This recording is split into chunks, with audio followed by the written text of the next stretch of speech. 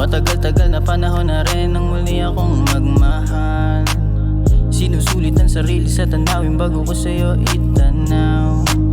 Ayoko muna ng sakit sa ulo, mas gusto ko pa ngayon ng solo. Pinagmamasdan sarili sa magkahalong emosyon habang nag-iisip pa sakali pa na magbago. Kamusta na kayong lahat? Dun sa mga taong sa pag-ibig na salat. Laban lang palagi, tayo rin ay aangat. Yan na natin babaeng para sa lahat. Bawat dampi na labi mo sa akin bibig, inalala ko lang para iyong mapatid. Para tayong mag-asawa dun sa kama, pero sa ngayon ako'y nagsawa na.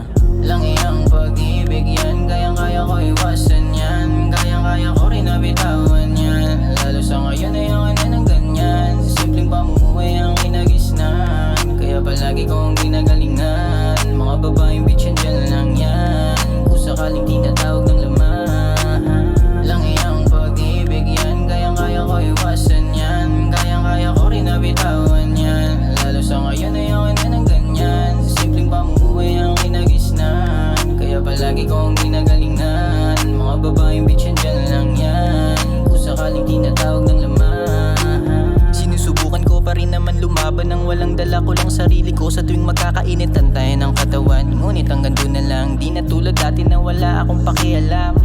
Dami naranasan nung edad ko 17. Mga panahon na nakilala tong babae nung kalaunan na iniwan din naman ako sa ere. Oo, madrama kung di napakinggan maigi.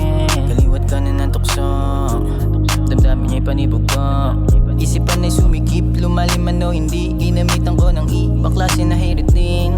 Halika dito, mga katanungan ko. Sana iyong masagot kahit nakakunot ang iyong noot. Sa akin sumagot. Lang iyang pag-ibig yan, kayang-kaya ko iwasan yan. Kayang-kaya ko rin nabitawan yan. Lalo sa ngayon ayoko na ng ganyan. Sa simpleng pamumuhay ang kinagisnan, kaya palagi kong ginagalingan. Mga babaeng bitch